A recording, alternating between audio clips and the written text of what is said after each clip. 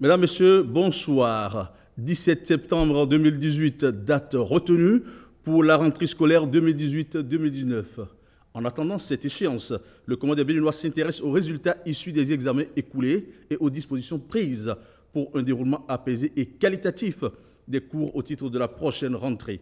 Mesdames, Messieurs, défis à relever dans l'enseignement secondaire. C'est à ce sujet que nous recevons M. Maouyon Kakpo, ministre des Enseignements secondaires, techniques et de la formation professionnelle. Monsieur le ministre, bonsoir. Bonsoir. J'anime cette émission avec mon collègue Herman Aniambossou de Canal 3. Herman, bonsoir. Bonsoir, M. Méalisso. Bonsoir, Monsieur le ministre de l'Enseignement secondaire, technique et de la formation professionnelle. Bienvenue sur ce plateau. C'est une émission, comme l'a dit mon collègue, coproduite par l'ORTB et puis Canal 3 Bénin. Monsieur le ministre, si vous permettez, les examens de fin d'année ont livré leur verdict. On a pour le PC 20,63% contre 50,56% l'année dernière. On va aller au cas par cas, si vous permettez, pour vous demander d'analyser ces résultats-là. Merci de nous avoir conviés à cette émission qui est d'une importance capitale, surtout à la veille de la rentrée scolaire. Les résultats de fin d'année de 2018 au niveau de l'enseignement secondaire général ne sont guère reluisants. Lorsque nous les comparons, d'une part aux résultats de l'année dernière et d'autre part aux résultats que nous avons obtenus depuis 5 ans et également lorsque nous allons plus loin, depuis 1970, les différents résultats que nous avons obtenus dans l'enseignement secondaire général ne sont pas des résultats qui peuvent nous conforter dans le système éducatif dans lequel nous nous trouvons aujourd'hui. Qu'est-ce qui explique ce recul, monsieur le ministre? D'abord, pour rappeler les résultats que nous avons obtenus, pour le BPC cette année, nous avons obtenu un résultat de 28,63%. Pour le baccalauréat, nous avons 33,43%. Alors que pour le BPC, l'année dernière, nous avons eu 50,56% et 41% pour le baccalauréat. Il y a plusieurs facteurs qui expliquent ces résultats. En réalité, lorsque vous organisez un examen, parce que l'État dépense plusieurs milliards de francs pour pouvoir organiser un examen, aussi bien dans l'enseignement maternel et primaire que dans l'enseignement secondaire général et formation technique et professionnelle.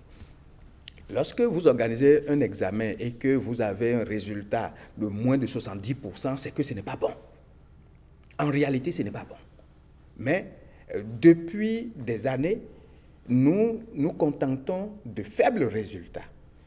Lorsque nous prenons les résultats ces 5 dernières années, au niveau du BEPC, lorsque nous cumulons les résultats, nous avons en moyenne 34,05% depuis 5 ans. Et pour le baccalauréat, depuis 5 ans, la moyenne donne 32,79%. Lorsque nous prenons les résultats du baccalauréat depuis 1970, nous n'atteignons pas 31%. Quel est ce système éducatif où la moyenne atteint miraculeusement 50%? Ce qui signifie que nous sommes dans un système éducatif peu performant. Et ce type de système éducatif n'est pas de nature à nous permettre d'aller vers une économie durable. Parce que le système éducatif ou l'éducation doit nous permettre de rendre plus performante notre économie nationale à partir du moment où ceux qui sont formés vont devenir des gens avec un métier à la fois. Je dis, il y a plusieurs facteurs qui expliquent ces résultats peu reluisants. Je vais vous donner, en plus de ces résultats-là, quelques chiffres. Nous comptons dans le système dans lequel nous sommes 61 inspecteurs. 61 inspecteurs seulement. Or, les inspecteurs dans l'enseignement secondaire général font partie du grade le plus élevé. C'est le niveau le plus élevé dans le système. Ce sont ceux-là qui sont les éléments de l'encadrement. En dehors des inspecteurs, nous avons les conseillers pédagogiques. Sur le plan national, nous avons 499 conseillers pédagogiques. 499 conseillers pédagogiques, alors que nous avons 14 753 enseignants qui sont agents permanents de l'État ou agents contractuels de l'État. Lorsque vous faites le ratio, au niveau des inspecteurs, vous avez un inspecteur pour 342 enseignants et vous avez pour les conseillers pédagogiques, un conseiller pédagogique pour 30 enseignants. Alors, quelle devait être la norme, monsieur le ministre? La norme, en réalité, devrait être au moins un inspecteur pour environ une cinquantaine d'enseignants et un conseiller pédagogique pour environ 20-25 enseignants. C'est ça la norme. Monsieur le ministre, vous avez pris les rênes de ce ministère il y a un peu moins d'un an. 28% aux derniers examens contre 50,56% au BEPC et 41% l'année passée au bac, puis 33% cette année au bac. Quel est votre degré de satisfaction personnelle? Il n'y a pas de satisfaction. Il n'y a pas de satisfaction parce que lorsque vous organisez un examen sur le plan national et vous n'avez pas environ 70% de réussite, c'est que ce n'est pas bon, le système. Et c'est-à-dire que le niveau a chuté cette année par rapport à l'année précédente? Non, l'année précédente, c'était un facteur circonstanciel. C'est-à-dire quoi?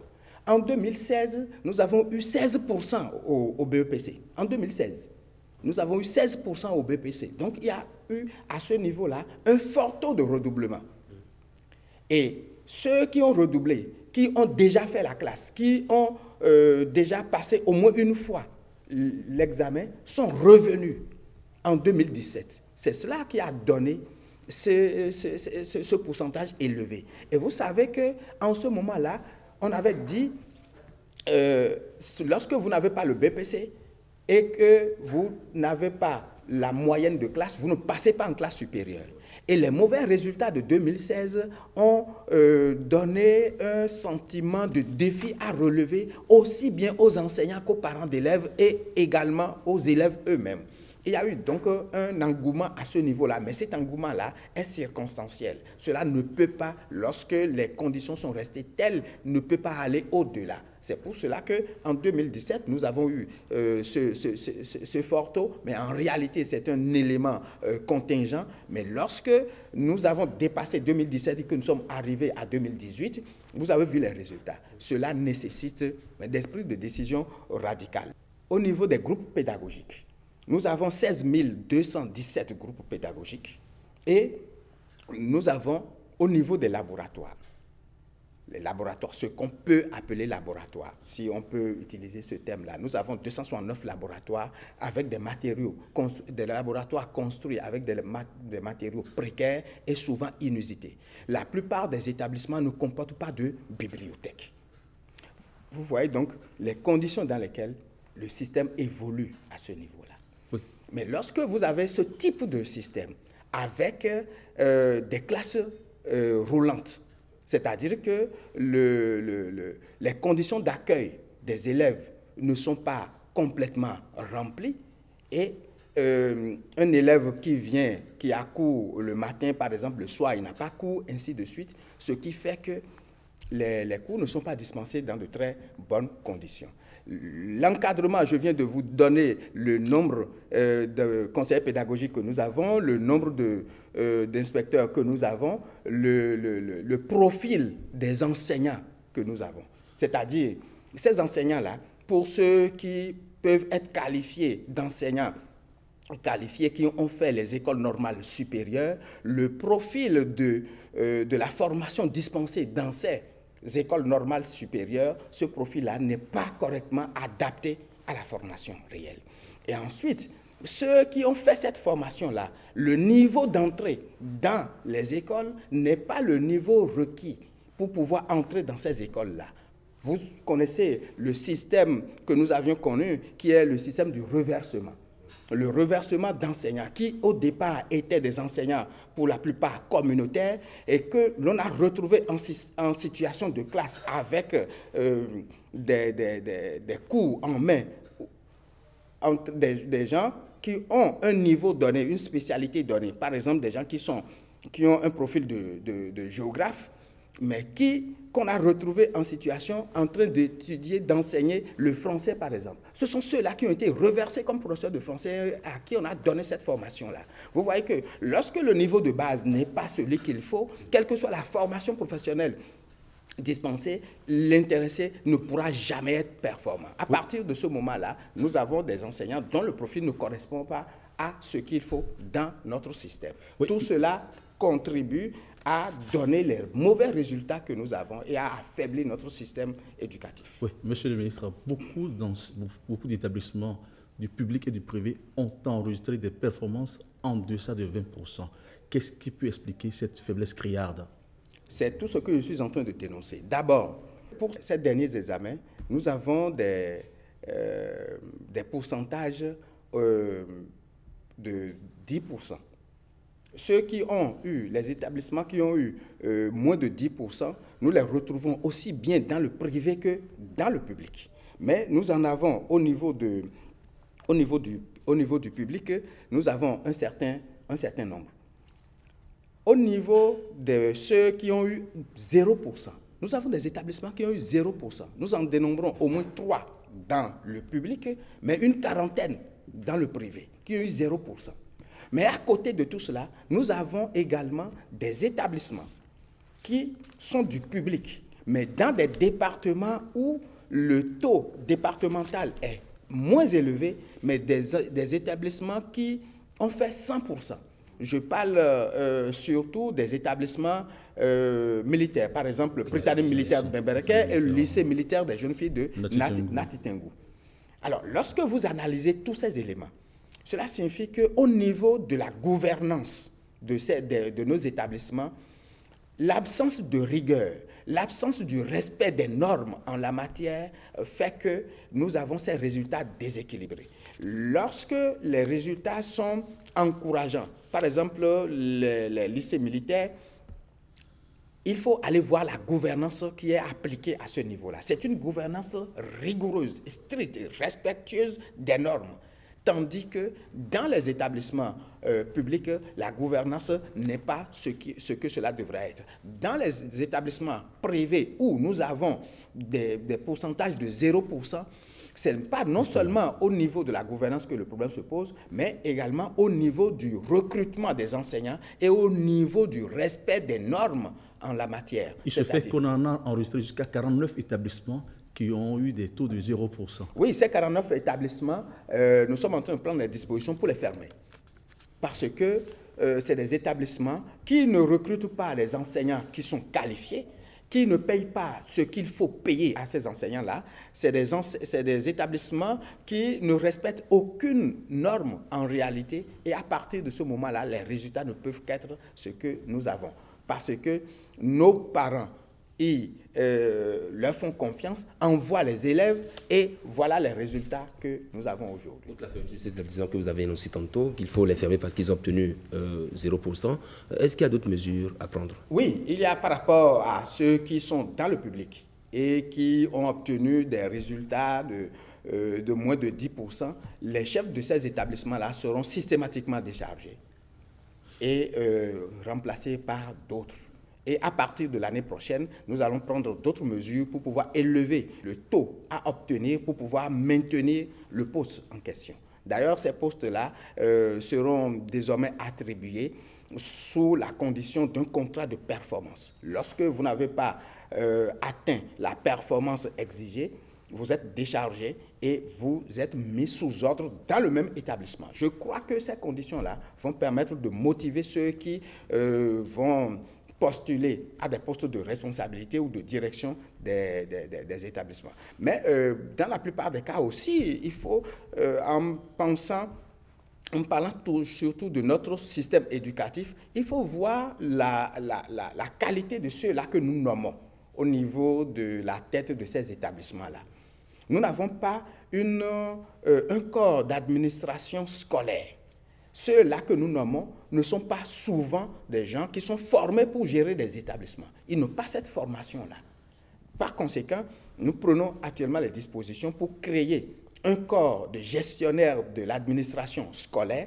Ils vont suivre une formation et ce ne sera pas que les enseignants. Ceux qui ont le niveau et qui peuvent postuler, ils vont postuler.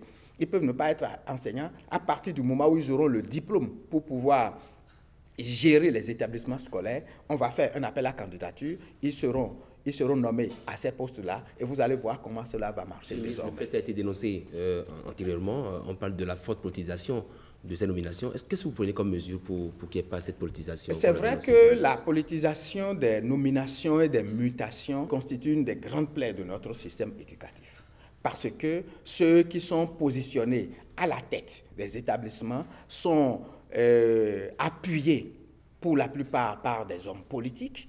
Et lorsque moi je suis un chef d'établissement, je sais que je suis appuyé par un responsable politique, je n'ai plus d'entrain, je n'ai plus d'engouement à faire le travail. Il n'y a plus de motivation parce que je sais que je suis soutenu. Et souvent, ce sont des chefs d'établissement qui sont soutenus dans leur fief d'origine.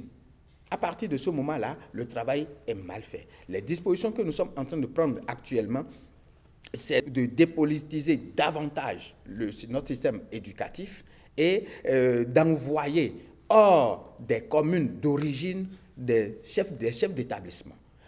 Nous avons eu un peu de difficulté à le faire cette année parce que nous n'avions pas dans notre base de données les communes d'origine de la plupart des enseignants. Mais nous avons déjà demandé cette enquête-là pour que les enseignants, tous les enseignants, puissent nous renseigner sur leur commune d'origine. À partir de l'année prochaine, pour être chef d'établissement, vous le serez dans un autre département ou dans une autre commune qui n'est pas votre commune d'origine. À partir de ce moment où vous ne vous retrouvez pas dans votre fief habituel, vous êtes obligé d'être performant. Par rapport aux échecs massifs, l'opinion porte un accent particulier, voire tonique, sur les perturbations qui ont eu cours au cours de l'année. Les perturbations... Les grèves, les nombreuses grèves. Les perturbations, c'est vrai, constituent également un élément fondamental... Puisque les meilleurs résultats ont été enregistrés dans le privé. Résultats que nous avons. Les meilleurs résultats, effectivement, ont été obtenus dans le privé parce que les établissements privés n'ont pas subi ces mouvements de débrayage. Parce que lorsque vous faites 4 mois de grève, et c'est ce que nous avons connu cette année, vous faites 4 mois de grève où les enseignants sont à la maison, les élèves sont à la maison. Et lorsqu'ils sont à la maison, ils font quoi? Ils s'amusent, ils ne peuvent pas étudier. Les enseignants aussi, la baisse de la motivation s'observe à ce niveau-là. Et lorsque vous reprenez... Il y a le faible niveau d'avancement dans les programmes. Les programmes, nous avons mis en place un dispositif d'achèvement efficient des programmes, mais achever les programmes n'est pas faire assimiler les programmes par les élèves. On a eu environ 1 mois pour mettre en application tout cela et après les examens ont suivi. Cela n'a pas été, ne nous a pas donné l'efficacité recherchée. Tout comme s'il n'y avait pas la grève. S'il n'y avait pas la grève, on aurait pu mieux suivre cela. Donc les grèves constituent un élément fondamental de la faiblesse de notre système éducatif. Il faudra y trouver des solutions. Vous avez tantôt situé les responsabilités, mais quelle est la part des élèves dans les échecs massifs? Les élèves que nous avons aujourd'hui sont des élèves que nous pouvons, entre guillemets, qualifier d'élèves moins motivés. Mais en réalité, pour donner la motivation, ce sont les enseignants qui donnent la motivation. Aucun élève n'est mauvais en soi. Lorsque vous avez sur certaines copies des appréciations comme nul, c'est l'enseignant qui met nul, c'est lui-même qui est en réalité nul. Parce qu'aucun élève n'est nul. Il suffit de lui donner la motivation. Il suffit de trouver le mécanisme de mise en route de la bonne conscience ou de la motivation de cet élève-là et vous allez voir les résultats positifs que cet élève va vous donner. Élèves, enseignants, administration, tout le monde, en fait, les responsabilités sont partagées. Mais quel est le maillon le plus faible de cette chaîne? Le maillon le plus faible de cette chaîne, c'est-à-dire là où le problème se situe en réalité, c'est au niveau des enseignants. C'est à ce niveau-là, au niveau du niveau de qualification des enseignants par rapport à leur formation, au niveau de la gouvernance des établissements, et au niveau de l'encadrement pédagogique. Parce qu'avec un effectif insuffisant du personnel d'encadrement, il y a donc moins d'inspections au niveau des inspecteurs et il y a moins d'inspections au niveau des conseillers pédagogiques. À partir de ce moment-là, l'enseignant ne se sent pas contrôlé, il ne se sent pas suivi, il peut donc faire ce qu'il veut. Lorsque vous avez des enseignants qui arrivent plus ou moins à l'heure dans l'établissement, mais qui n'entrent dans les classes que 30 minutes après, ou lorsque ces enseignants-là, lorsqu'ils vont dans les classes, ils donnent seulement des exercices, ils disparaissent et ils vont prester dans les établissements privés, puisque les établissements privés, pour la plupart, ne recrutent pas leur personnel. C'est le personnel utilisé ou formé et recruté par l'État que ceux que les privés utilisent. Donc, les mêmes enseignants qui sont dans le public, ce sont ceux-là qui vont dans le privé. Mais dans le privé, nous avons des résultats plus ou moins performants, tandis que dans le public, les résultats sont mauvais. Donc, il y a un dysfonctionnement au niveau de la gouvernance des établissements publics, au niveau du niveau de qualification du personnel d'encadrement et au niveau de qualification du personnel enseignant. Monsieur le ministre, au niveau de l'enseignement technique, par exemple, les résultats sont assez reluisants.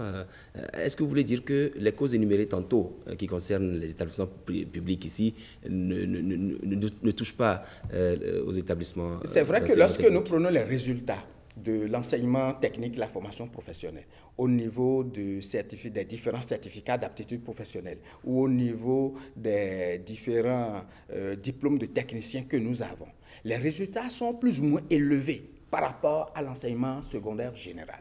Mais le problème est le même en réalité. C'est un système de l'enseignement technique et la formation professionnelle que nous avons qui, en réalité, n'aboutit à rien. Il faut avoir le courage de le dire. Notre système éducatif dans ce sous-secteur de l'enseignement technique et la formation professionnelle n'aboutit à rien. Les programmes d'études que nous avons sont des programmes d'études qui datent de 1990, des années 1990, qui n'ont jamais été renouvelés. Ils sont plus adaptés aux réalités. Qui ne sont plus adaptés aux réalités. Les profils d'entrée dans les formations professionnelles ne correspondent pas à la formation exigée.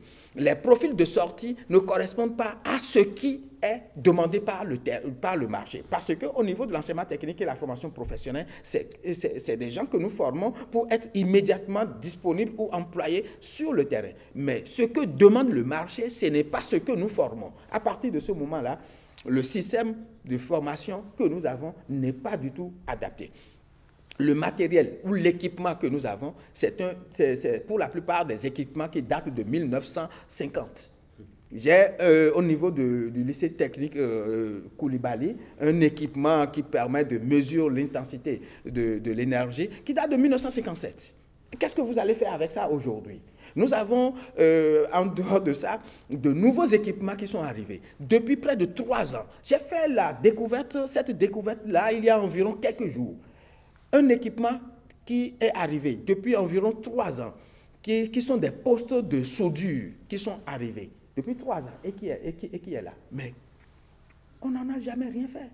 Ceux-là qui vont les utiliser ne sont même pas formés pour ça. Ils ne connaissent même pas l'équipement en question. Voilà le niveau ou le visage de notre système de l'enseignement technique et la formation professionnelle. En clair, c'est un leurre que de dire qu'au niveau de l'enseignement technique, que tout va pour le mieux dans le meilleur des mondes. Non, ça ne va pas. Mais les résultats des examens, c'est autre chose par rapport à ce que nous avons.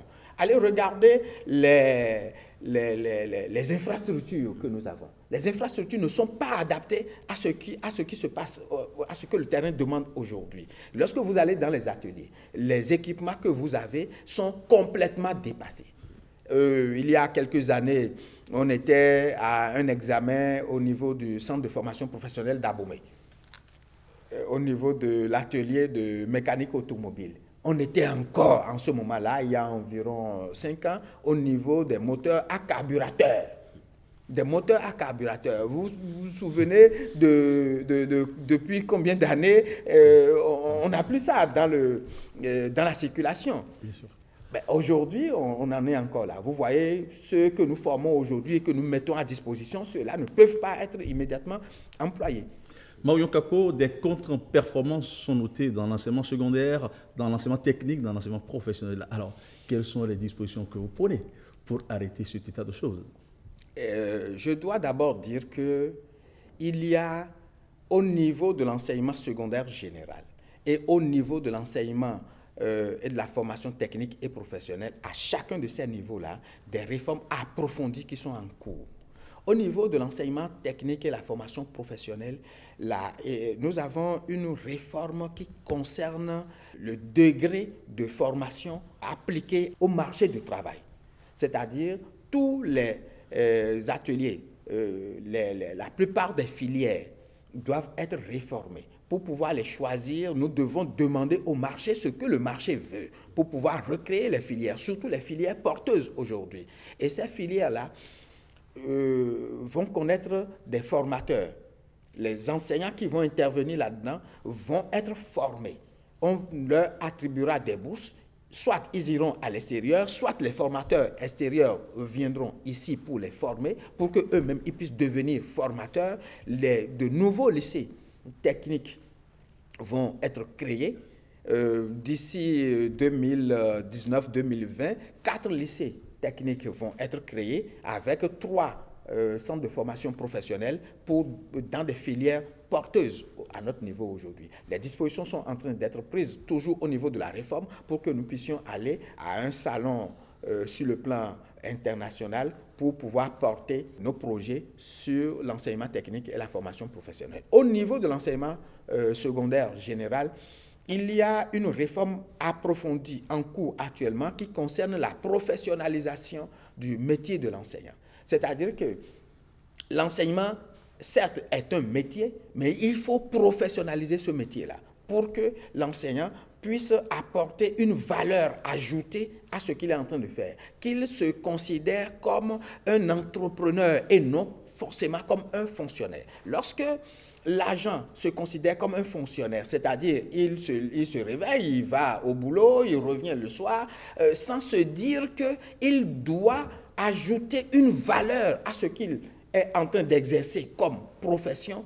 Lorsqu'il n'y a pas cette conscience-là, cela ne saurait jamais aboutir à de bons résultats. Donc, c'est ce type de réforme approfondie dans tout le système de l'enseignement secondaire général qui est en cours. D'abord, nous devons élaborer une carte scolaire. Nous avons un certain nombre d'établissements scolaires, environ 869 établissements d'enseignement secondaire général, mais nous n'avons pas encore une carte scolaire qui puisse nous dire dans tel département, dans telle commune ou dans tel arrondissement, nous avons combien d'établissements scolaires, nous avons combien d'établissements scolaires de premier cycle, de second cycle, quelle est la distance qui sépare tel établissement de tel autre établissement, quel est l'effectif d'enseignants au niveau de chacun de ces établissements-là et quelle est la répartition que nous aurions souhaité compte tenu des effectifs au niveau de chaque département pour que nous puissions organiser et planifier la création et la construction des collèges. Vous avez des approches à expérimenter, mais lorsqu'un établissement ou lorsque 49 différents établissements ont des taux de 0%, est-ce que quelque chose est possible à faire en termes de correction à part les sanctions, monsieur le ministre? Non, ce ne sont pas seulement les sanctions. Les sanctions, c'est de dire on va les décharger. Mais lorsque vous les déchargez, ils sont toujours maintenus dans le système éducatif. Ils vont certainement redevenir enseignants à la craie. Mais ce n'est pas là le problème. Il faut changer le système de gouvernance. Le système de gouvernance doit être changé. Les directeurs ou les chefs d'établissement que nous auront, quel est le type de motivation que nous devons leur communiquer? Vous ne pouvez pas communiquer de motivation lorsque vous-même vous n'êtes pas motivé. Et c'est cette motivation qui nous amène à dire, à partir de la rentrée là, les chefs d'établissement que nous aurons, de même que les inspecteurs, les conseillers pédagogiques, nous allons leur donner nous allons signer avec eux un contrat de performance, c'est-à-dire une lettre de mission. Et vous allez nous accompagner dans cette activité-là.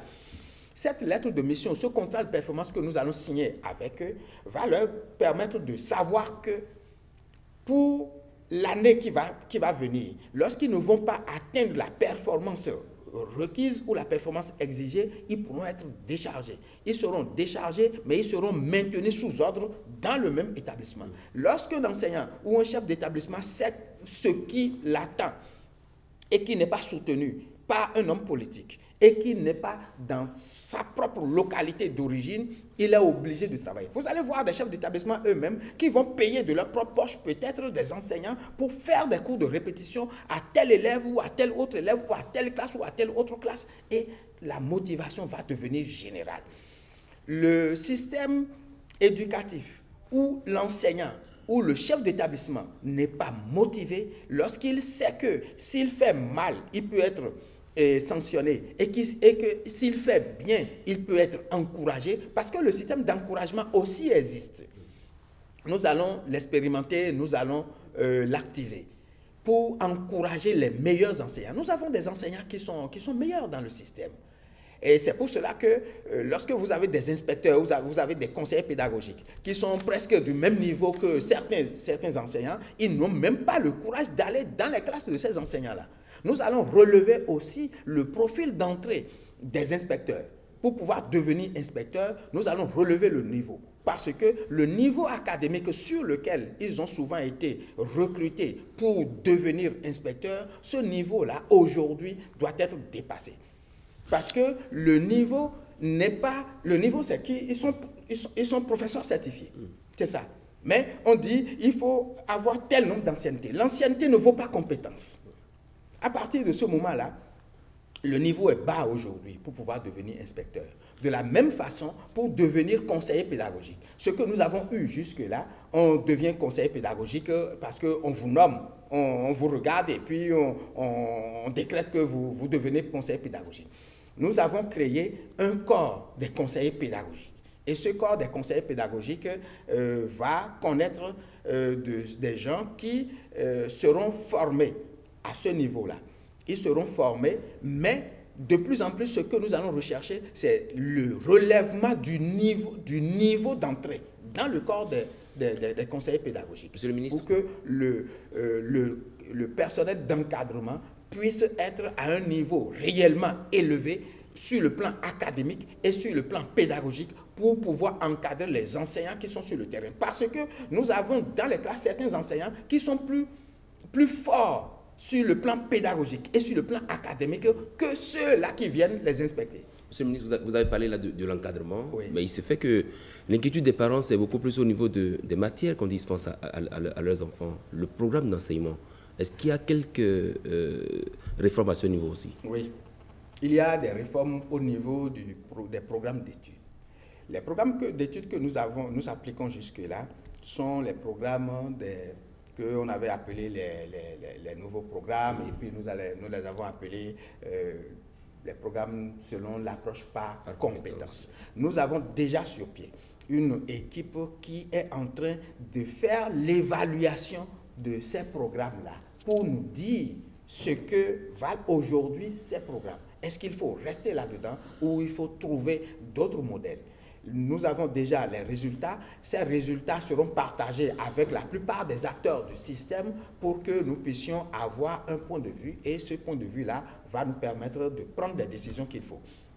En dehors de ces programmes-là, il faut vous dire qu'il y a certains établissements, et c'est la découverte que je viens aussi de faire, malheureusement.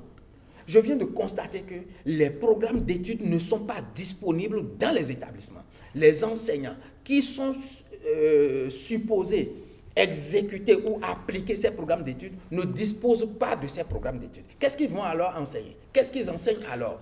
Ce qu'ils font, pour la plupart, ce qu'ils font, c'est d'aller rechercher les vieilles fiches de certains de leurs amis ou de leurs collègues et ils répètent la même chose. Les réformes, monsieur, les réformes, vous en avez quantitativement, on va y venir tout à l'heure. Veuillez nous dire, en attendant qu'on évoque les réformes, vous avez tantôt dit que les enseignants, les responsables des établissements médiocres ou nuls seront déchargés. Quelles sont les autres formes de sanctions que vous prévoyez? Les Béninois voudraient en être informés, monsieur le ministre. Les chefs d'établissement, puisqu'ils sont chefs d'établissement, les chefs d'établissement ne seront plus nommés sur la base simplement de leur grade, puisque c'est ce que nous avons fait jusque-là. En faisant cela, il y a deux niveaux qui peuvent être critiqués. D'abord, ceux que l'on propose pour être chef d'établissement sont ceux qui sont les plus gradés pour pouvoir diriger les autres. Or, nous en avons peu dans le système. Et nous avons 869 établissements au moins jusqu'à cette année.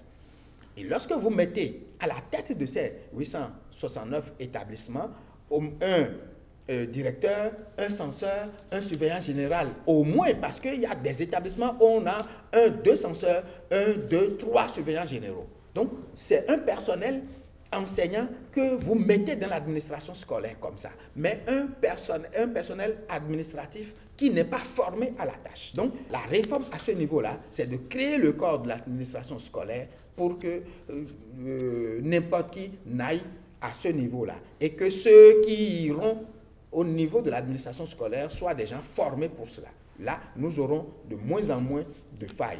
Et lorsqu'il y aura des décharges à faire, ce ne sera plus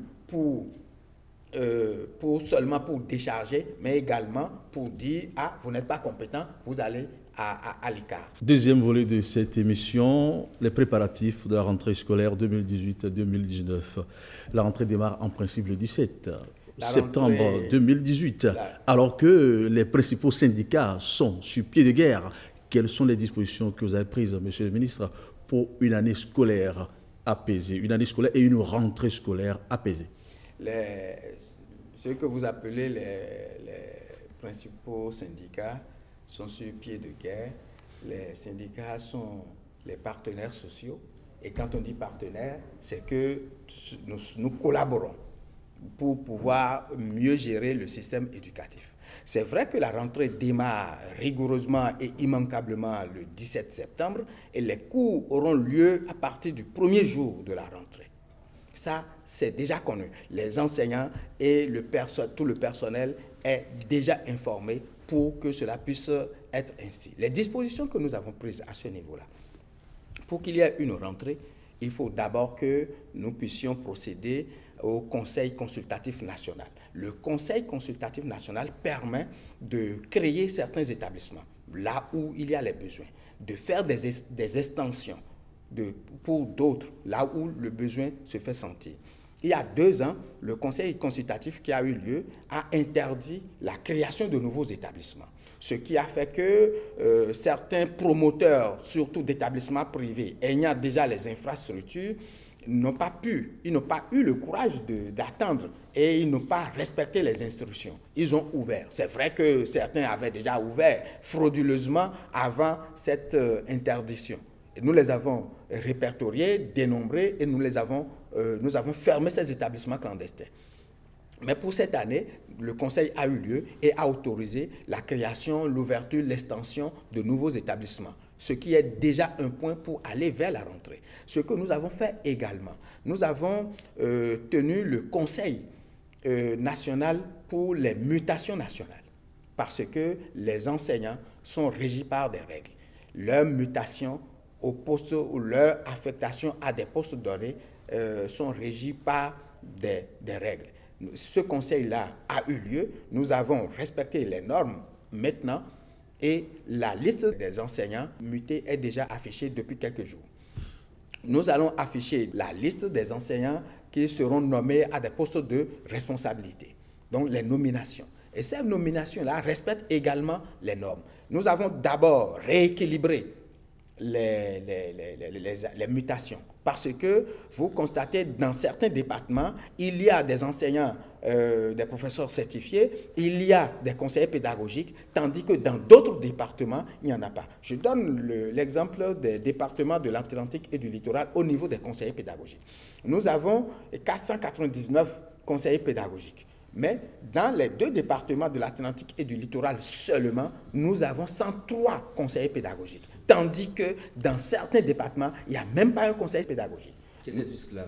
Qu'est-ce qui fait que les enseignants... C'est non seulement la politisation de la répartition des enseignants dans les départements, mais également le non-respect des normes en la matière. Ce que nous avons fait là maintenant, c'est de répartir équitablement les enseignants dans les départements et de pourvoir correctement chacun des départements de façon équilibrée et de mettre à disposition des enseignants qualifiés aussi, parce qu'il ne s'agit pas seulement d'envoyer des enseignants, mais il faut que ces enseignants-là aient la qualification requise pour pouvoir gérer les matières en question.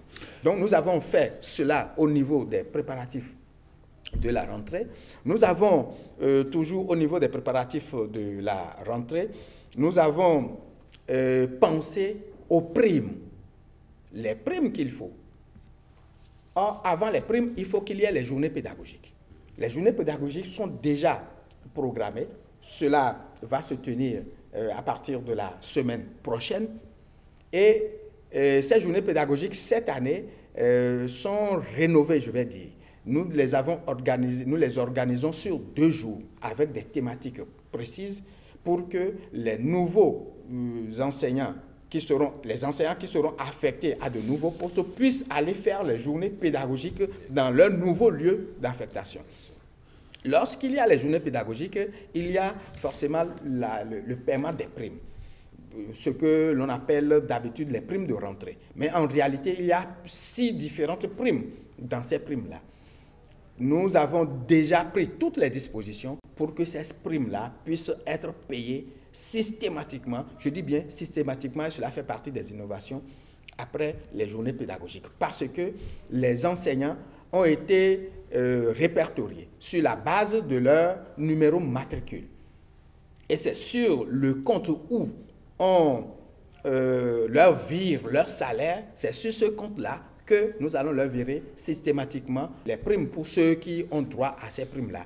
Mais il y a quelques inconvénients, parce que lorsqu'on parle de journée pédagogique, cela suppose la présence de l'enseignant, la présence effective de l'enseignant. Mais voilà que les primes sont positionnées pour être systématiquement affectées sur les comptes. Il se peut qu'il y ait des enseignants qui n'aient pas réellement participé aux journées pédagogiques, mais qui vont bénéficier de ces primes. Nous avons mis en place un dispositif pour que les listes de présence soient établies, et lorsque nous allons constater après qu'il y a certains enseignants qui n'ont pas participé effectivement aux journées pédagogiques, nous allons leur défalquer les sous qu'ils auraient indûment perçus. Monsieur le ministre, il n'y a que la Commission nationale des nominations qui est mise à l'index, parce qu'on estime que les nominations ne respectent pas certains critères. Qu'est-ce qui est fait dans ce sens? Oui, les nominations ne respectaient pas certains critères. D'accord. Parce que vous avez des directeurs d'établissement qui n'ont pas le niveau requis ou le grade requis pour pouvoir diriger ces établissements-là. Nous sommes par exemple dans un établissement à second cycle où on a des professeurs certifiés, mais des professeurs certifiés d'un certain échelon. Les professeurs certifiés, c'est au moins A1, d'un certain échelon. Et vous avez celui qui est à la tête de cet établissement-là, qui est moins gradé que certains enseignants de l'établissement, ce qui n'est pas normal. Nous avons pris cette disposition-là aujourd'hui. Nous avons aussi constaté que dans ces établissements à second cycle, il y a des censeurs qui sont de grade A3, mais qui dirigent ainsi des enseignants qui sont A1. Tous les enseignants qui ont été positionnés jusque-là comme censeurs dans des établissements à second cycle, mais qui ont le grade de A3, ont été systématiquement déchargés. Baouyon Kako, l'année écoulée, les cours ont repris in extremis, comme par pitié pour les apprenants et pour les parents d'élèves. Certaines revendications sont restées en suspens. Où est-ce que nous en sommes aujourd'hui dans la résolution de ces problèmes? Bon, il y a d'abord la question des vacataires. Les vacataires, vous vous en souvenez, ont également fait leurs revendications. Et les vacataires constituent un corps auquel l'État fait recours pour pouvoir suppléer au manque à l'insuffisance d'enseignants qualifiés. Pour ces vacataires-là, qui constituent environ 70% du personnel enseignant que nous utilisons, nous avons pris des dispositions pour faciliter les choses. L'année écoulée, nous avons constaté qu'il y a un système de corruption et de mauvaise utilisation de ces vacataires. nous avons pris la décision d'envoyer leurs primes ou leurs allocations dans des comptes qu'ils nous avaient donnés.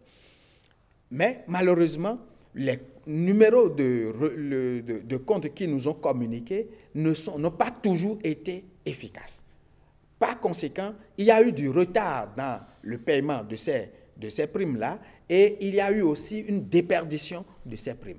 Ce qui fait que jusque-là, certains enseignants vacataires n'ont pas pu bénéficier de leurs primes depuis juin jusqu'à maintenant, ce qui n'est pas du tout normal. Alors, ce que nous avons fait cette année, c'est de répertorier ces enseignants vacataires, de leur attribuer un numéro, pas un numéro matricule, c'est un numéro identifiant, et de saisir systématiquement leur numéro de compte.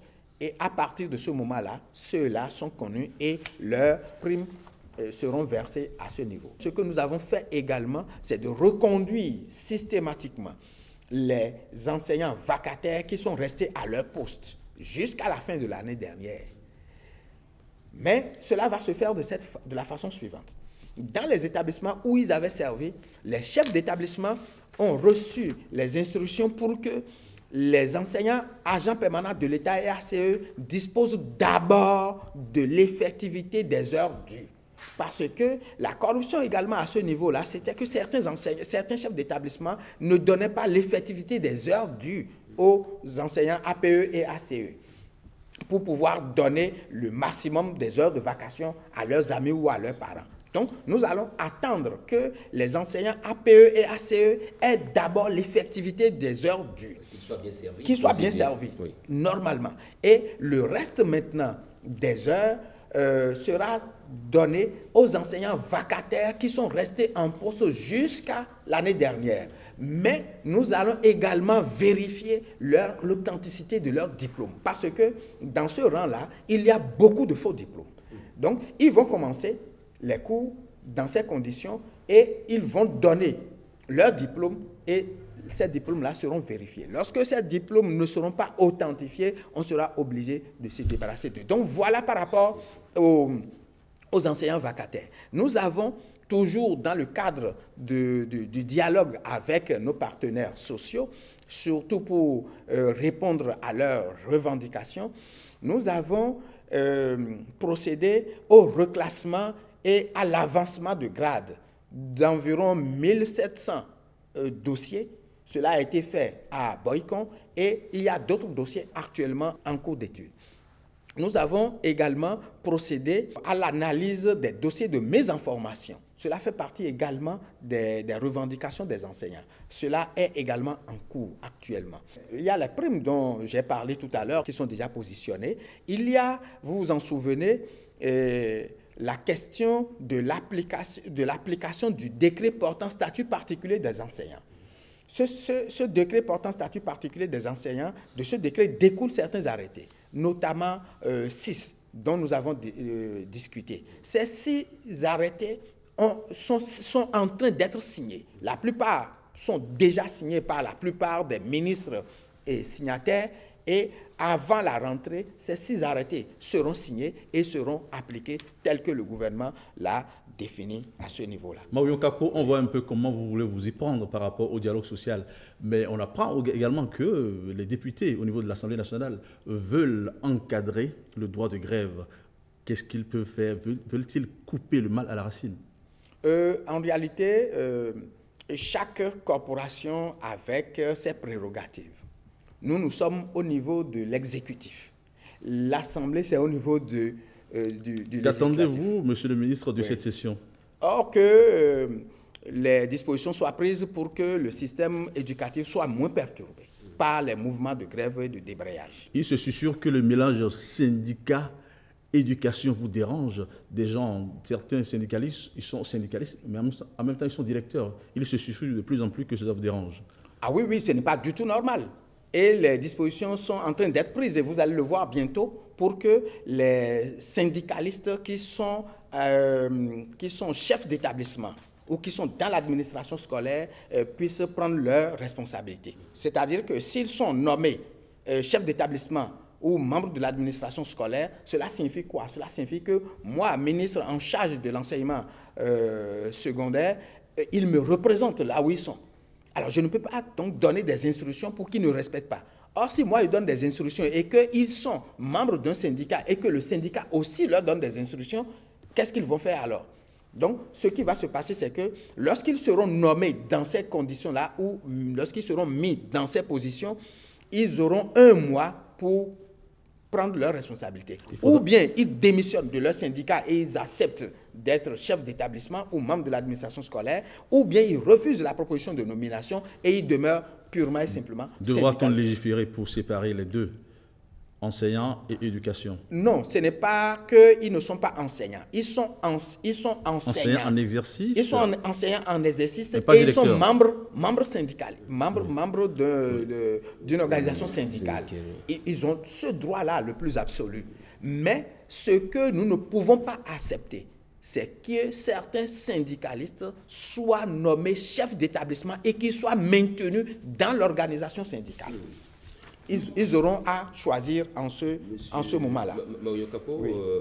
Il se dit également que les proviseurs directeurs qui seront nommés auront des lettres de mission. Et ça dit que désormais, on dira au directeur, vous devez faire en sorte que dans votre établissement, sur 100 élèves présentés, 100 candidats, qu'il y ait forcément 90. Les réformes vont absolument dans ce sens-là. C'est-à-dire que pour les proviseurs des lycées techniques, qui seront nommés, d'abord ce sera sur appel à candidature. À partir de la semaine prochaine, l'appel sera lancé. À partir de la semaine prochaine, ils vont postuler et les dispositions seront prises pour que nous puissions procéder à leur nomination. Lorsqu'ils seront nommés... Ça ne concerne que les enseignants ou bien ça peut concerner d'autres personnes? Non, les enseignants pour le moment, parce que nous n'avons pas encore pris les dispositions pour que ce soit d'autres personnes qui viennent. Les dispositions sont en train d'être prises pour que nous puissions créer un corps à ce niveau-là.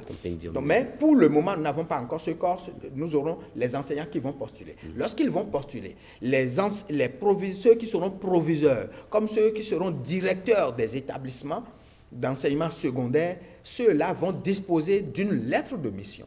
Donc, nous allons signer avec eux comme une sorte de contrat de performance où nous allons leur dire, vous devez atteindre telle performance. Si vous n'atteignez pas telle performance, voilà ce qui vous attend. Mais lorsque vous atteignez la performance exigée, voilà la récompense que vous aurez. À partir de ce moment-là, la motivation sera davantage grande. Mario Capo, vous avez suspendu des inspecteurs pédagogiques en service dans certains départements.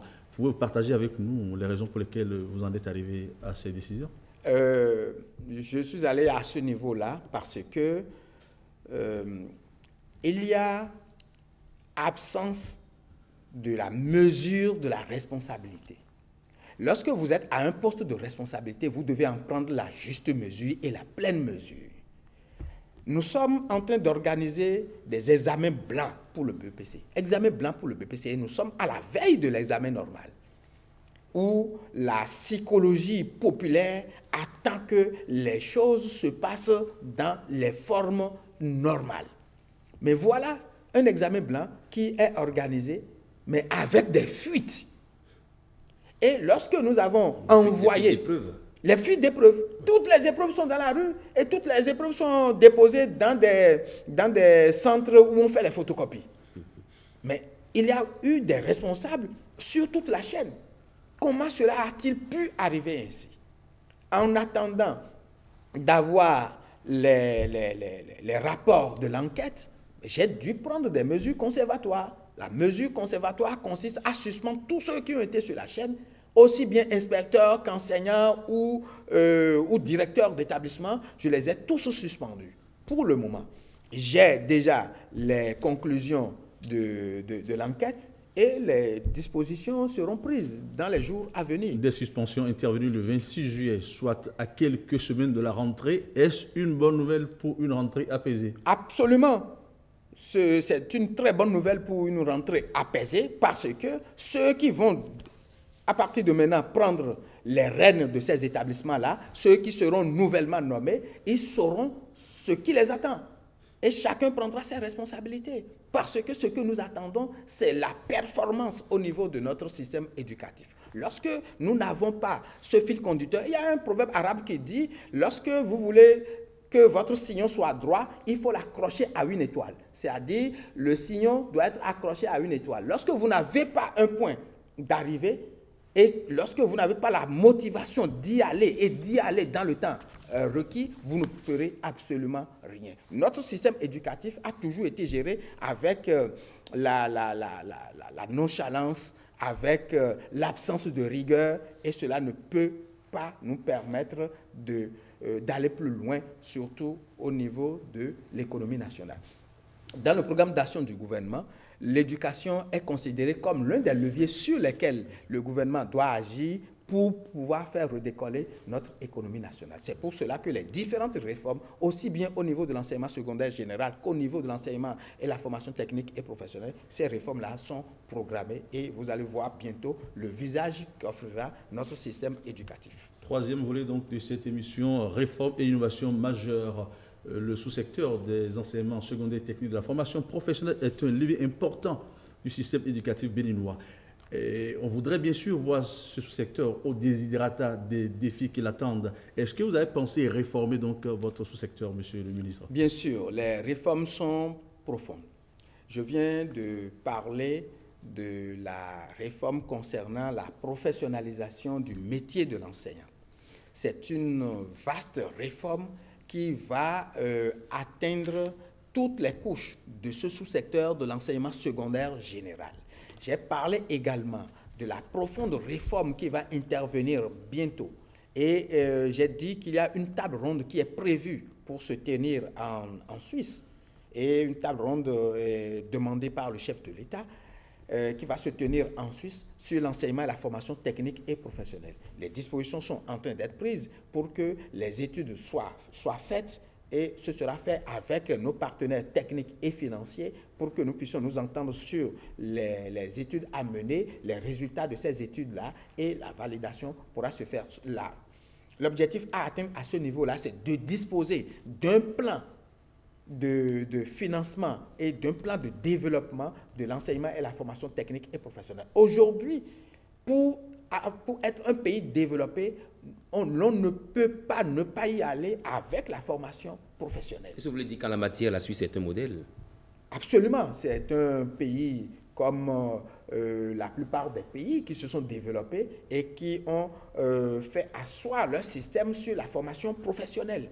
Lorsque vous avez des gens qui sont plus ou moins en avance sur vous et qui font des choses qui sont bien, vous allez voir comment eux, ils ont fait pour que vous-même, vous puissiez aller au-delà de ce que ceux-là ont fait. Il y a un proverbe, vous le savez très bien, qui dit « Le jeune cultivateur va chercher du feu chez le vieux cultivateur ». Le feu, c'est la connaissance, c'est le savoir. Donc, c'est ce qui est en train d'être fait à ce niveau-là. Donc, il y a une réforme globale au niveau de ces deux sous-secteurs. Mais il y a des réformes séquentielles, c'est-à-dire nous avons des projets que l'on appelle projets d'établissement. Les chefs d'établissement que nous aurons vont disposer de projets d'établissement, et c'est eux-mêmes qui vont faire les propositions des projets d'établissement. Comment ils vont gérer l'établissement? Nous allons leur donner les modèles de projets, et c'est à eux maintenant de concevoir ces projets d'établissement. Cela fait partie d'une réforme. Il y a également le modèle de collège, le projet du modèle de collège. Nous avons, cela avait certainement existé avant, où il y avait les collèges et il y avait les lycées. Ce que nous appelons aujourd'hui collège d'enseignement secondaire général, c'est les établissements où nous avons le premier cycle de l'enseignement secondaire et le second cycle de l'enseignement secondaire. Tandis qu'ailleurs, nous avons le collège qui va de la 6e en 3e, et nous avons le lycée à part qui va de la seconde en terminale. Nous allons donc vers ce modèle-là aujourd'hui, dans la mesure où nous avons déjà adopté le dispositif de l'éducation de base. L'éducation de base va de la prématernelle jusqu'à la fin du premier cycle aujourd'hui, c'est-à-dire jusqu'en terminale. C'est l'éducation fondamentale. Aujourd'hui, lorsque vous avez un enfant, vous le mettez à l'école, s'il n'a pas le BEPC, il ne sortira pas de l'école. Et les dispositions sont prises pour que les redoublements ne soient plus des facteurs d'abandon ou d'exclusion de l'enfant. Donc, il y a les passerelles qui existent, qui vont permettre à l'enfant d'aller au moins au niveau de la 3e, avant que si éventuellement il doit sortir du système, qu'il puisse sortir. Et arriver au niveau de la 3e, s'il doit prendre le chemin de l'enseignement long, il va le prendre. S'il va directement dans l'enseignement professionnel et l'enseignement technique, il ira. Et le gouvernement encouragera davantage cette deuxième branche, oui, pour que les élèves aillent davantage dans l'enseignement technique et la formation professionnelle. En dehors de du modèle de collège, nous avons le projet de réforme sur le réseau d'encadrement et d'animation pédagogique. Vous savez que l'animation pédagogique est un outil qui doit permettre aux enseignants qui sont en situation de classe de s'améliorer de jour en jour. Et cette animation pédagogique est formée maintenant, est réformée sous forme de réseau. Et ce réseau-là est réparti sur toute l'étendue du territoire au niveau des établissements avec des conditions très spéciales. Donc, il y a ce projet-là qui est aussi en cours.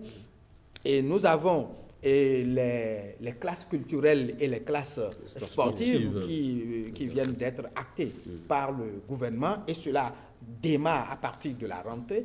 Les classes culturelles font partie d'un système qui va nous permettre d'identifier au niveau des élèves ceux qui sont bons en théâtre, en danse, en musique et en art plastique, d'identifier ces talents-là au niveau des élèves et de les encourager pour qu'ils puissent devenir des professionnels. Justement, les classes culturelles et sportives, quel en est le niveau d'avancement aujourd'hui? Les classes culturelles et sportives sont déjà devenues une réalité parce que instituées par un décret présidentiel. Le décret étant pris, nous, au niveau du secteur de l'éducation, nous sommes obligés de mettre cela en application. Et l'application va se faire comment? Le gouvernement a déjà recruté, formé et déployé les encadreurs, aussi bien au niveau des classes sportives que des classes culturelles.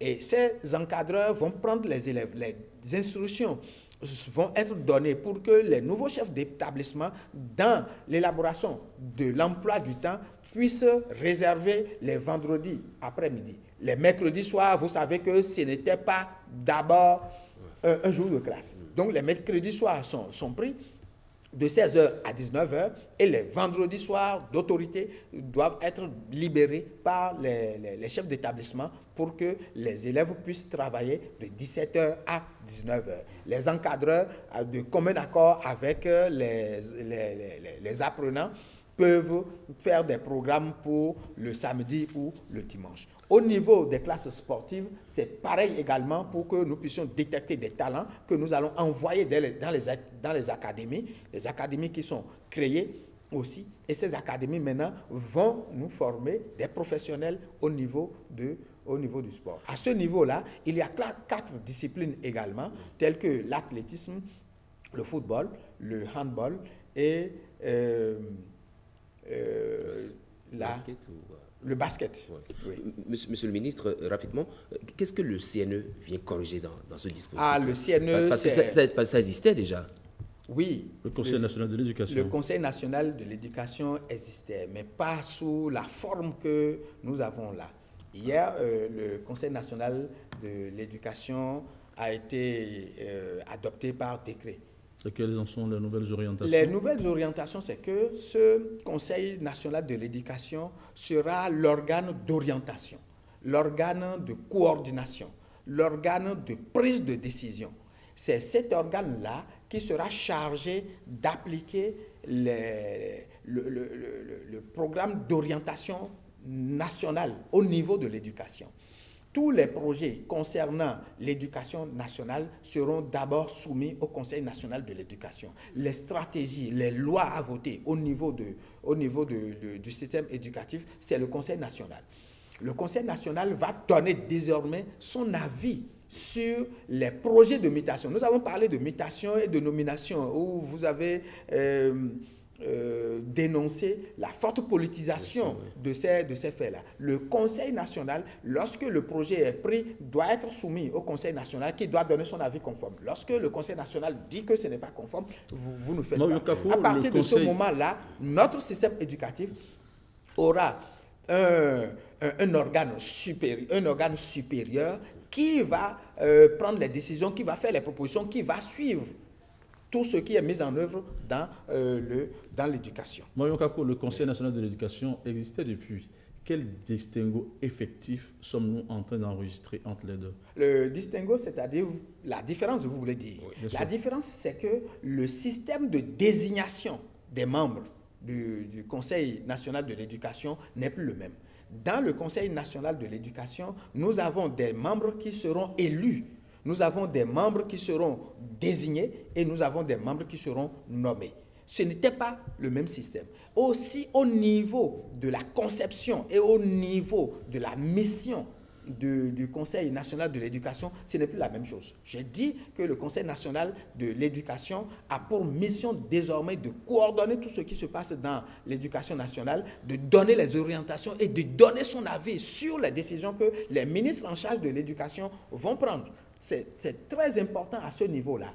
Et en tant que conseil, et avoir la provenance de la plupart des membres de ce conseil et les organes mis en place, les instances de cet organe, vous êtes obligés de reconnaître que nous avons un organe de type nouveau, un organe auquel nous pouvons faire confiance et qui peut valablement gérer. Et dont les avis vont compter également.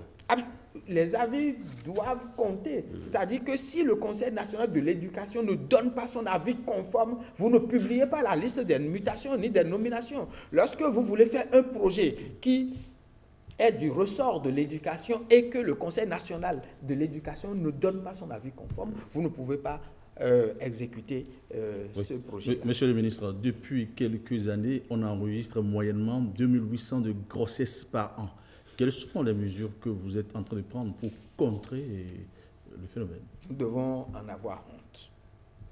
Nous devrions en avoir honte. C'est-à-dire, nous avons un système scolaire où l'État subventionne les filles.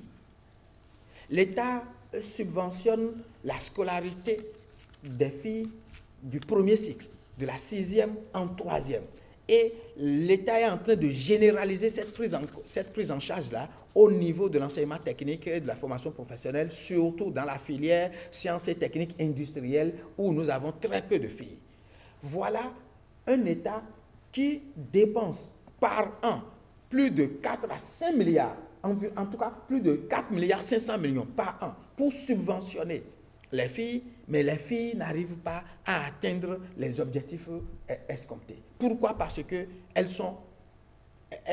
tombent enceintes du fait d'enseignants, d'élèves et de non-enseignants, c'est-à-dire des gens qui ne sont pas dans le système scolaire. L'année dernière, 2016-2017, nous avons enregistré près de 2860 quelques cas de grossesse. Et dans les 2 premiers trimestres de l'année 2018 seulement, nous avons enregistré 2804 cas de grossesse. Cela était devenu alarmant et nous avons pris des dispositions. Cela ne signifie pas qu'avant, rien ne se faisait. Il y a eu dans ce secteur-là, sur cette problématique précise, beaucoup de dispositions sur le plan légal qui avaient été prises. On a beaucoup de tests qui répriment le fait et qui permettent de sensibiliser. Nous avons plusieurs ONG qui interviennent dans le domaine. Il y a des partenaires techniques et financiers qui nous appuient aussi au niveau de la sensibilisation et au niveau de l'édition de certaines plaquettes pour informer et sensibiliser aussi bien les élèves que les parents d'élèves que les enseignants dans le domaine. Pourtant, nous avons enregistré ce taux élevé de cas de grossesse. Qu'est-ce qui n'a pas marché alors, monsieur? Ce qui n'a pas marché, c'est que les règles ne sont pas respectées. Par exemple, par qui? Les règles ne sont pas respectées par les décideurs que nous sommes. C'est-à-dire que les règles sont là, mais ne sont pas souvent appliquées. Lorsque le phénomène perdure, le phénomène a les oreilles dures, comme on dit. Ce phénomène-là a les oreilles dures. Mais lorsque un phénomène a les oreilles dures, il faut avoir la chicotte aussi dure pour pouvoir faire entendre cela. Mais les tests sont là, mais ne sont pas souvent appliqués. Ce que nous avons fait cette année, les enseignants et les élèves qui sont auteurs de cas de grossesse, nous les avons traduits en conseil de discipline. Nous avons fait suspendre des salaires de certains enseignants et nous allons les radier du personnel enseignant. Les élèves qui sont auteurs de grossesse, le conseil de discipline à leur intention a eu lieu et ils seront exclus. Il y a des cas où les demoiselles donnent leur consentement. Bien sûr, c'est pas il y a des cas où ils donnent leur consentement. C'est que on n'a pas enregistré. Et certes, il y a eu des cas de viol. Il y a des cas de harcèlement. Il y a des cas d'harcèlement, de viol, mais dans la plupart des cas, c'est des cas de consentement. Mais ce sont des filles qui sont pour la plupart du temps des filles mineures. Nous avons 21% des cas que nous avons observés là, 21% de ces filles-là sont des mineurs. Et environ 69% sont des filles majeures. Alors, dans le cas des majeures, à ce niveau-là, c'est dans le cas des majeures, qu'est-ce que vous faites? Mais dans le cas de la majorité, le test dit, à partir du moment où c'est une élève, vous ne devez pas faire ça. N'est-ce pas un test trop scélérat? Mais ceux qui sont le gros lot des auteurs se retrouvent parmi les extrascolaires, c'est-à-dire des gens qui ne sont ni enseignants ni élèves. Alors, qu'est-ce qu'on va faire dans ces conditions-là? Parce que le test n'a pas prévu ce cas-là peut-être, parce qu'on ne peut pas les frapper. Et nous avons aussi des cas bloquants. Les cas bloquants sont au niveau des parents des filles surtout. Les parents des filles qui empêchent l'administration de prendre des décisions à l'encontre de ceux-là et de porter plainte. Parce que les tests disent que l'administration peut porter plainte contre les auteurs de grossesse, même s'ils ne sont pas à l'intérieur de l'école. Mais lorsque l'administration veut porter plainte ou porte plainte, les parents de la fille vont au niveau des juridictions pour dire non, ce n'est pas tel qui a fait ça, c'est eux-mêmes qui supportent ça. Mais ce que nous sommes en train de proposer, c'est de proposer une loi qui sera votée par l'Assemblée nationale pour que l'on puisse légiférer à ce niveau-là, pour que tout auteur de grossesse sur élève-fille, tout auteur, qui qu'il soit, puisse être sanctionné. Comme ça, même ceux qui ne seront pas au niveau de l'école, qui seront artisans, extrascolaires, que ceux-là puissent être sanctionnés. Ainsi, les filles pourront avoir la possibilité d'achever leurs études. Et s'il y en a qui se sentent incapables de poursuivre et qui sortent de l'école, ils peuvent faire ça. Bon, vous n'avez pas touché aux causes même de cette déviance comportementale au niveau des élèves filles. Oui. Qu'est-ce qui entraîne les élèves filles sur ce terrain-là, sur cette route-là, sur cette voie? Il y a beaucoup de facteurs. D'abord, lorsque les enfants, les filles, commencent à évoluer sur le plan morphologique et se découvrent filles, normalement, elles doivent être accompagnées par leurs parents qui vont leur expliquer ce que cela signifie et les responsabilités que cela induit. Mais dans la plupart des cas, les parents n'arrivent pas à accompagner les filles à ce niveau-là. Pourquoi? Parce que la plupart des parents ne sont pas d'un niveau élevé, ne comprennent pas ce qui se passe à ce niveau-là. Ensuite, il y a, comme chez nous, un préjugé défavorable à l'endroit de l'école. Et ces préjugés-là, malgré tout, continuent de faire leur effet. Et on dit, une fille qui va à l'école, cela signifie quoi? On n'a qu'à aller se marier. Cela favorise également le phénomène que nous déplorons. Nous avons également la plupart des parents qui n'ont pas un revenu élevé.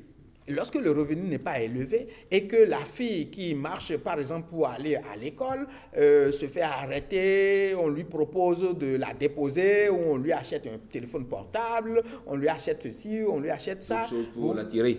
Monsieur le ministre, rapidement, vous entendez sur le premier cas, oui, l'éducation sexuelle. Qu'est-ce que l'État a prévu? Ce que nous proposons comme solution, ce que nous proposons comme solution, en dehors des sanctions, c'est d'introduire dans les programmes scolaires l'enseignement à l'éducation à la santé sexuelle. C'est une discipline. Nous avons déjà formé les enseignants à cet effet. En principe, tous les enseignants sont formés à cet effet pour qu'à la rentrée, nous puissions démarrer. Quand je dis tous les enseignants, il y a des enseignants précis qui ont été formés sur ça. Mais ce que nous proposons, c'est d'introduire dans les programmes, surtout des sciences de la vie et de la terre, ce qu'on appelait biologie, d'introduire dans cette discipline un chapitre qui va porter sur l'éducation à la santé sexuelle. Et cela ira de la 6e en terminale. Et à chaque niveau, 6e, on a un chapitre qui parle à l'enfant de cela, 5e, ainsi de suite, jusqu'en terminale. À partir de ce moment-là, il y aura davantage une prise de conscience. Mais en dehors de ce dispositif dans les programmes d'études, nous allons continuer la sensibilisation dans les établissements au niveau des enfants, au niveau des enseignants et au niveau des parents. Mario Kako, le temps qui nous est imparti tire à sa fin, mais je ne vais pas partir sans vous demander. Je sais que vous menez beaucoup d'actions, vous mettez beaucoup, vous investissez beaucoup dans la construction des infrastructures. Rassurez les Béninois, dites-leur qu'il y a assez de salles pour accueillir les enfants. Lorsque, en 2016, le gouvernement avait pris les rênes du pays, nous avons constaté qu'il y a un niveau assez bas dans les infrastructures. Le programme a été établi pour la construction progressive de ces infrastructures scolaires. En 2016-2018, nous avons construit 2140 salles de classe. Et à côté de cela, nous avons construit 4120 latrines. Et ces salles de classe sont entièrement équipées. Pour 2019, il y a le double de ces chiffres qui est prévu pour 2019. Et cela ira de façon crescendo jusqu'en 2021. Selon ce qui est prévu dans le programme d'action du gouvernement. À partir de ce moment-là, nous allons réduire les disparités et nous allons réduire les classes roulantes. Enseignement secondaire, quel défi à relever pour des résultats meilleurs? Votre mot de la fin, monsieur le ministre. Ce que nous devons savoir, c'est que l'enseignement, de plus en plus, doit être professionnalisé et doit être mis à la disposition de la nation pour que notre économie puisse réellement décoller. L'enseignement secondaire a enregistré ces 5 dernières années des résultats pas satisfaisants. Mario Kako, ministre des enseignements secondaires, techniques et de la formation professionnelle, a des approches qu'il compte expérimenter, vivement des réformes et vivement de meilleurs résultats en 2018. J'ai animé cette émission avec mon collègue Herman Niambossou de Canal 3. Herman Niambossou. Merci à vous, M. Alisso. Merci à vous, M. Mario Kako, ministre des enseignements secondaires, techniques, formation professionnelle. Merci d'être passé et à très bientôt. C'est moi qui vous remercie.